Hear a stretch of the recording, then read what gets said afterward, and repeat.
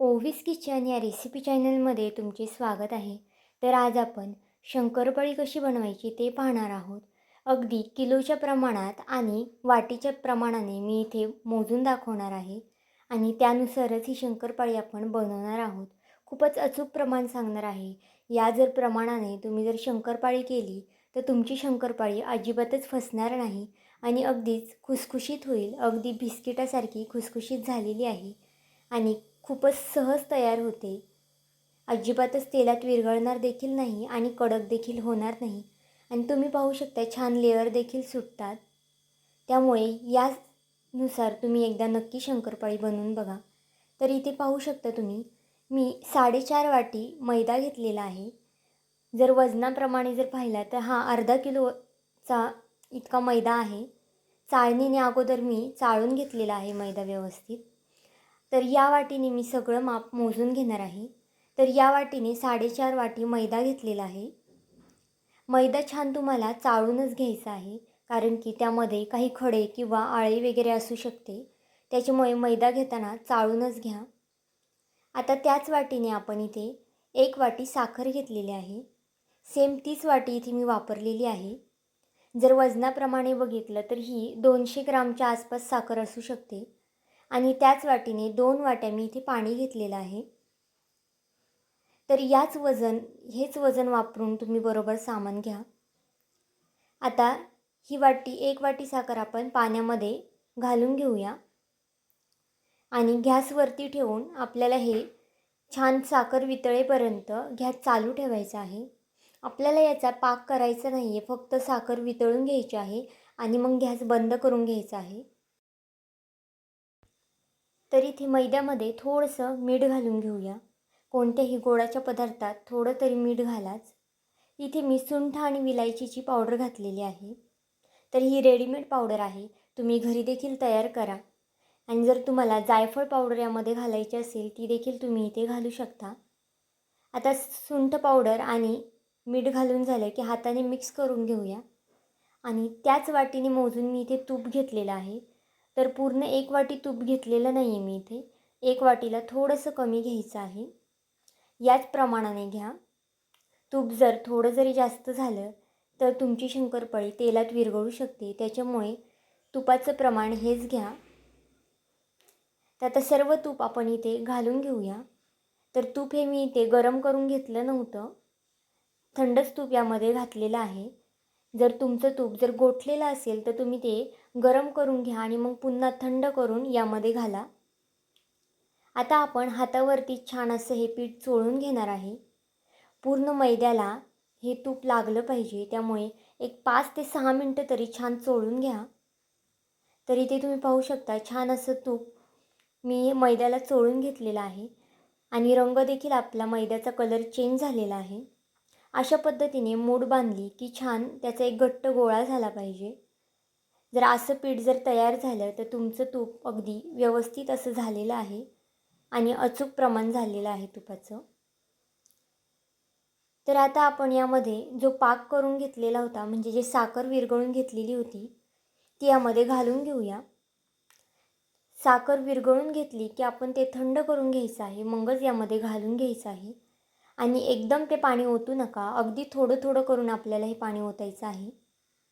एकदम जर पाणी ओतलं की पीठ पातळ होऊ शकतं आणि शंकरपाळी कडक होऊ शकते. त्याच्यामुळे अगदी थोडं थोडं करून पाणी ओता. तर इथे तुम्ही पाहू शकता छान असं घट्टसर पिठाचा गोळा तयार झालेला आहे. जास्त पातळ देखील नाही आहे आणि जास्त घट्ट देखील नाही आहे. तर इथे मला 1 वाटी इतपत पाणी लागलेलं आहे. तुम्हाला थोडंफार पाणी कमी जास्त लागू शकतं. आता हा गोळा आपण एक 10 मिनटासाठी झाकून ठेवूया. 10 मिनटं तरी लागतात याला भिजायला, त्याच्यामुळे 10 मिनटं इथे झालेले आहेत आणि आता आपण याचे गोळे करून घेऊया. तर इथे मी 4 ते 5 गोळे करून घेणार आहे, म्हणजे लाटायच्या टायमाला आपल्याला सोपं जातं. त्यामुळे सुरुवातीलाच अशा पद्धतीने त्याचे असे गोळे करून घ्या. प्रत्येक गोळा करताना हातावरती थोडासा मळून घ्यायचा आहे आणि मगच गोळा करायचा आहे, म्हणजे सहज तयार होतो. तर इथे तुम्ही पाहू शकता असे 5 गोळे मी तयार करून घेतलेले आहेत. अशा चिरा पडल्या तरी देखील चालेल, कारण की जर चिरा पडल्या तरच तुमच्या शंकरपाळ्या छान लेयर्स फुटतील आणि खूपच खुसखुशीत होतील. आता हे आपण लाटण्याने लाटून घेऊया. थोडं देखील पीठ लावायचं नाही आपल्याला लाटताना, असंच हे लाटायचं आहे. थोडंफार राट आहे त्याच्यामुळे इथे लाटायला थोडासा तुम्हाला जोर लागू शकतो. जर लाटताना देखील तुमच्याकडून चिरा पडत असतील कडेने, तरी देखील काही चुकलेलं नाही आहे तुमचं. त्या चिरा पडतातच.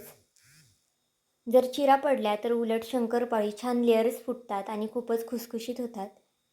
आता इथे पाहू शकता आपली चपाती छान लाटून झालेली आहे ही. थोडीशी जाडच धरायची आहे, जास्त पातळ करायची नाही आपल्याला. आता याचे कडेचे आपण जे भाग आहेत ते काढून घेऊया. म्हणजे याला थोडासा असा चौकोनी आकार देऊन घ्यायचा आहे. म्हणजे शंकरपाळीचे काप करताना आपल्याला सहज त्याचे काप करता येतील. तर इथे मी सुरीनेच एक काप करत आहेत. तुमच्याकडे जर करंज्या करायची चमचा असेल त्याने देखील तुम्ही करू शकता. पण त्याने शक्यतो लेयर्स आपले असतात ते थोडेसे कमी पडतात. त्याच्यामुळे शक्य झालं तर सुरीनेच करा. आणि कात्रीची सुरी वापरू नका. जी आपली साधी सुरी असती त्यानेच हे कट करा. तर इथे अशा आडव्या पट्ट्या केलेल्या आहेत मी आणि नंतरनं चौकोन शेपमध्ये करणार आहे. तुम्हाला जर आवडत असेल तर तुम्ही त्रिकोणीमध्ये वगैरे करू शकता. तुमच्या आवडीनुसार तुम्ही याचे काप करू शकता. पण शक्यतो अशा चौकोनी आकारामध्ये केले तर ते दिसायला देखील छान दिसतात. तर आता मी सर्व अशा पद्धतीने काप करून घेतलेले आहेत. तुम्ही पाहू शकता एवढी जाडी आपल्याला ठेवायची आहे. जास्त पातळ देखील करायची नाही. जर जास्त पातळ केलं तर आपल्या शंकरपाळ्या ह्या कडक होतील आणि फुलणार देखील नाही. आता कढईमध्ये तेल तापत ठेवलेलं आहे. तेल सुरुवातीला आपल्याला छान कडकडीत तापून घ्यायचं आहे आणि मग नंतरनं शंकरपाळ्या सोडताना थोडासा गॅस कमी करायचा आहे आणि अशा पद्धतीने झाऱ्यावर घेऊनच सोडायचं आहे. हाताने जर तुम्ही सोडलं तर तेल अंगावरती उडू शकतं. त्याच्यामुळे झाऱ्यावरती घेऊनच आपल्याला शंकरपाळ्या सोडायच्या आहेत आणि मीडियम गॅसवरती आपल्याला ह्या तळून घ्यायच्या आहेत. सुरुवातीला हलवायच्या नाही आहेत. जर हलवल्या तर त्या तुटू शकतात किंवा एकमेकांना चिटकू शकतात. त्यामुळे एक 10 ते 15 सेकंद हलवू नका आणि मग नंतरनं हलवून घ्या. शंकरपाळ्या तळताना ह्या नेहमी सतत आपल्याला हलवत राहायचं आहे. नाहीतर त्या एक साईडने चॉकलेटी आणि एक साईडने अशा पांढऱ्या राहू शकतात. जर एकसारखा असा रंग यायचा असेल तर सतत हलवत राहा आणि मीडियम गॅसवरतीच हलवत राहा. म्हणजे शंकरपाळ्या ह्या आतपर्यंत खुसखुशीत होतील आणि कच्च्या देखील राहणार नाही. तर इथे तुम्हाला 6 ते 7 मिनटं लागू शकतात शंकरपाळी तळायला. कारण की शंकरपाळ्या तळायलाही थोडासा जास्त टाईम लागतो. तर इथे मला पूर्ण 6 ते 7 मिनटं लागलेलं आहे एक बॅच तळायला. तर इथे तुम्ही पाहू शकता छान असा रंग आलेला आहे. जर तुम्हाला अजून जरा फेंट रंग हवा असेल तर तुम्ही अगोदरच शंकरपाळ्या काढू शकता. तर इथे मी अशाच पद्धतीने चॉकलेटी असा हा रंग ठेवणार आहे. तर आता तेलामधून ह्या छान निथळून काढून घेऊया आपण. अजिबातच तेलकटसुद्धा होत नाही जर अशा प्रमाणानुसार जर तुम्ही शंकरपाळी केली तर. तर आता आपण दुसरी बॅच देखील तळून घेऊया.